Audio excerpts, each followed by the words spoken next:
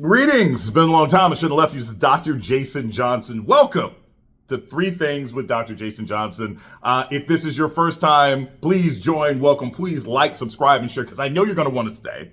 And if you're seeing this video for the first time, you're seeing it on Instagram, or you're seeing it on Twitter, because I ain't never going to stop calling it Twitter, or you're seeing this on Blue Sky, understand that you're going to only see 1 minute on either Instagram, Blue Sky, or Twitter, and the full video will be on YouTube. My YouTube channel is Dr. Jason Johnson. Please like, subscribe, and share. It's been a long time. I've been on vacation. I've been moving. I've been driving around. I've been traveling. But three things today. We have some things to talk about. First off, I watched the Diddy documentary.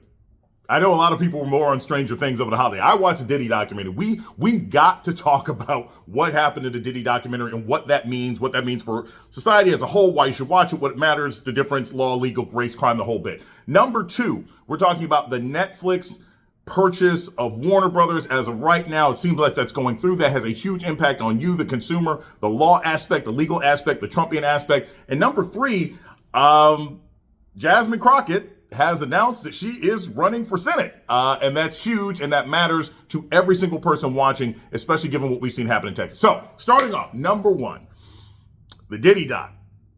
Please, if you have seen this documentary, I want to hear your comments. I thought it was fascinating.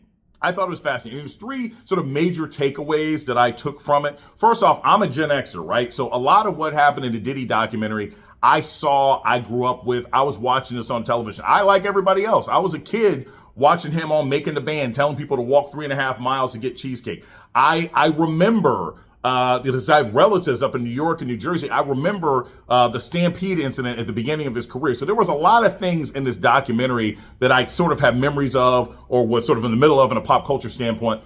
But I'll say this just overall, number one, it is an excellent documentary.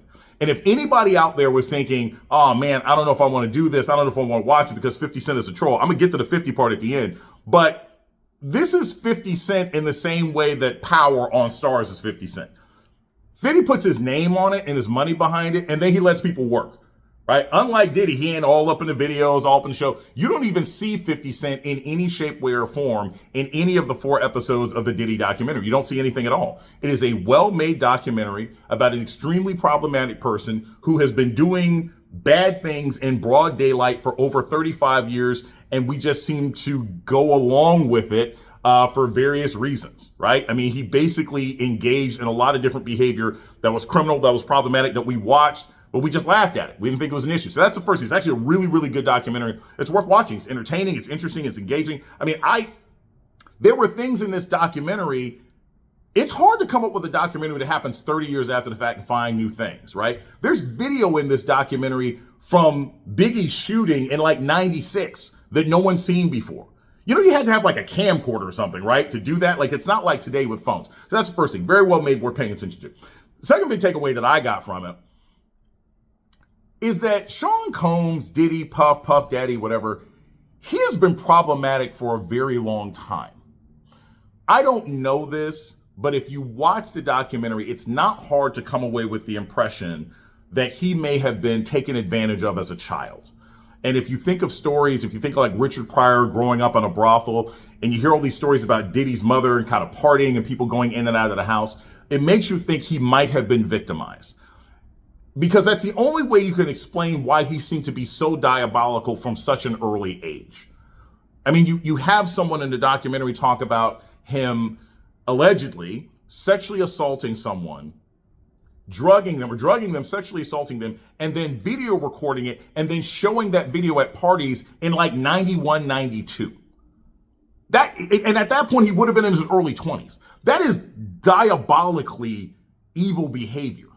And this was in the early part of his career. This is before Biggie. This is before Mace. This is before that. So it's not one of those things when you watch the documentary, you don't take from it like, oh man, you know, as he got more power, he got more terrible. No, you watch the documentary, you're like, oh, this guy's been awful all along. He was always terrible.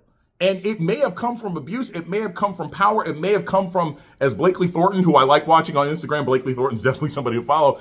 It may have come from him being closeted and having issues with his own sexuality. I don't know. But he's been bad a long time. And you realize how bad he's been when you watch the documentary. Second thing that I got to mention, or the third thing I got to mention on this, is that you also recognize that his rivalry of sorts with 50 makes a lot more sense. And why does it make sense? Well, for this reason, right? It's funny. I was talking to my barber about watching a documentary. He's like, I don't know if I want to watch because 50's like a troll and 50 likes to say things and blah. I said, no, this is not it's not a 50 issue. I said, but when you watch a documentary, you do understand why 50 doesn't like Diddy. Everything you see in this documentary talks about the fact that Diddy is very jealous. He's jealous of people who had functional relationships, right? He sees relationships, he tries to destroy them, whether it's a friendship between Pac and Big, whether it's men and women, he's trying to get Kim Porter, et cetera, et cetera.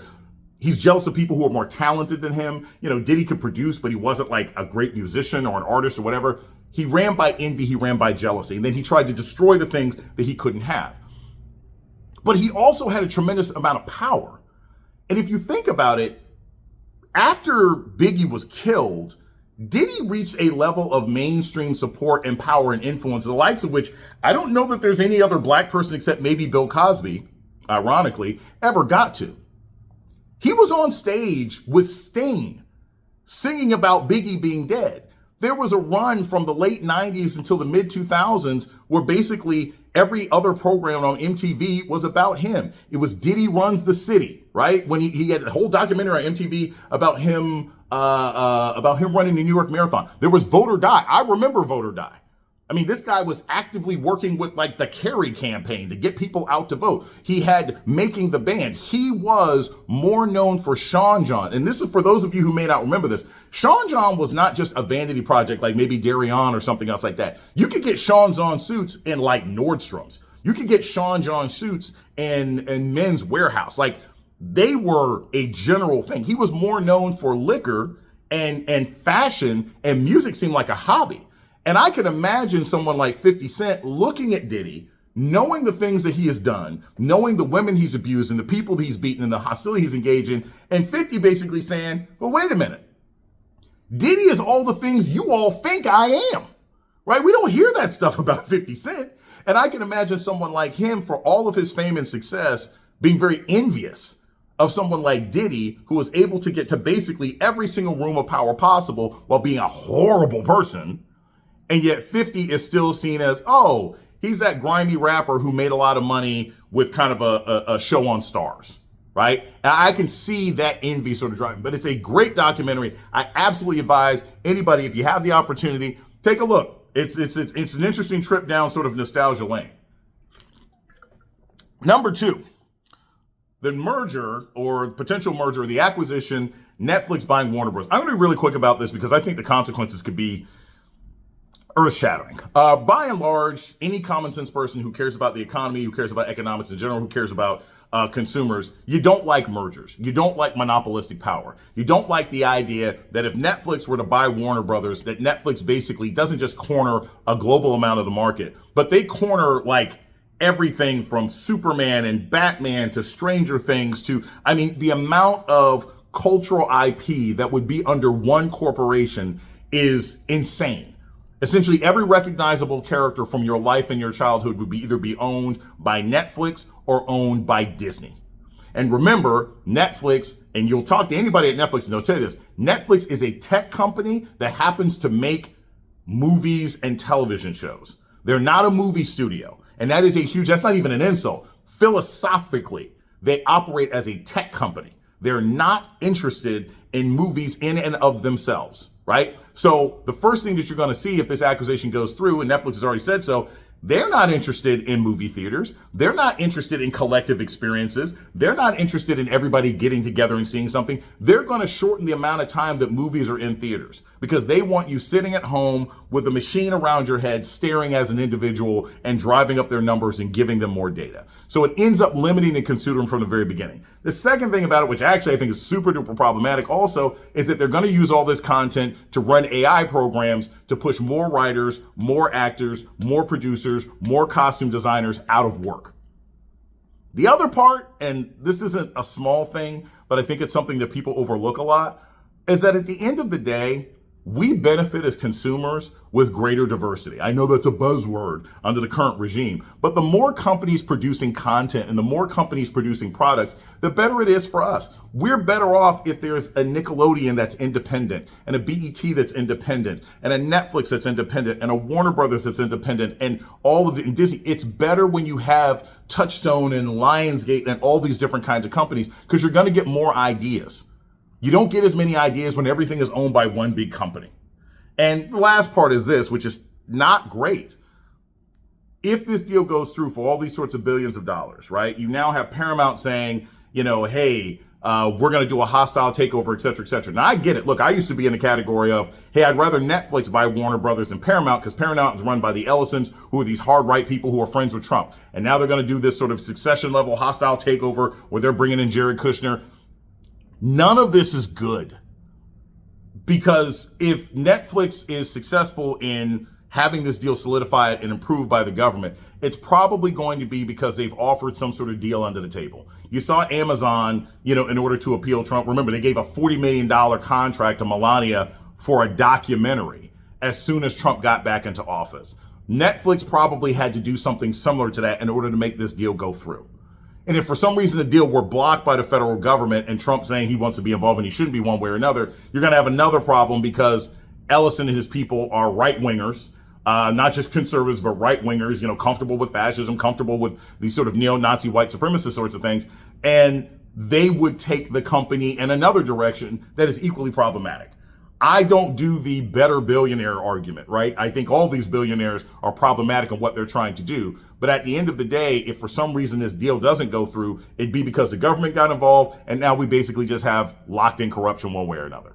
Terrible all around. I'm not happy. And I still have Netflix and we're going to have to deal with it. And the last thing is this. So today, the announcement just went out. Jasmine Crockett's running for Senate. This is a hard one for me because I like Jasmine. I mean, everybody does, right? Like I can tell you, like on a personal, professional basis, Jasmine Crockett, I have interviewed her on MSNBC. She is a great guest. She's very smart. She's a great fundraiser. She's like number 7 in Congress as far as fundraising. She goes out and she communicates very effectively, and she's actually an effective legislator. She gets policy done, and her constituent service is really good. So yeah, forget Stephen A. Smith and idiots who don't know what they're talking about. She actually does her job, and she's a very good member of Congress. But as you can see, the Supreme Court basically said, yes, we're going to help democracy come to an end. So her district's going to be gerrymandered in a really problematic way, and she's announced that she's going to run today. I am not an expert on the state of Texas. And I think people who are going to sit here and speculate and pontificate to you and say, she can win or she can't win, they don't know what they're talking about. I don't live in Texas. But I will defer to people who I know are experts like Roland Martin and other sort of political analysts that I know. Apparently there is a pathway for her to win. I can't say that I like her first advertisement. I think it's a little weird. I think like the imagery of it isn't exactly what I would like. But then again, it's her first ad. And she's got a year to try and do this. I think the state of Texas would surprise people if she got elected. I think she probably has a better chance if she goes against the right-wing MAGA guy, Paxton, instead of the incumbent Cronin. But we'll see.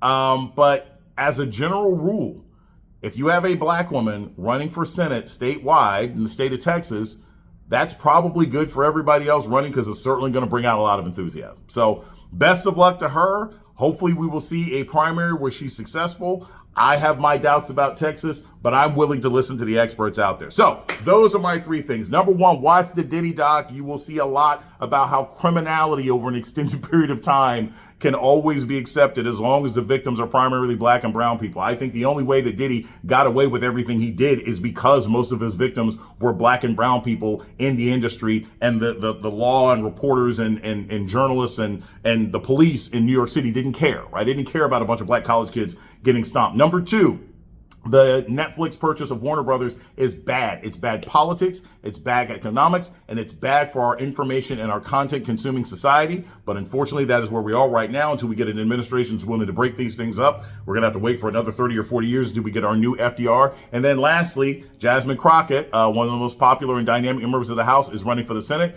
I think she's got a tough road ahead, but we will see how that plays out. And quite frankly, it might be a decision on her behalf based on the fact that their districts have been gerrymandered. Why not go for the gold, right? Why not shoot for the king? Anyway, this is Dr. Jason Johnson. Please like, subscribe, and share. Thank you so much. As per the usual, this is my 3 things. I will see you guys in a couple of days. Bye.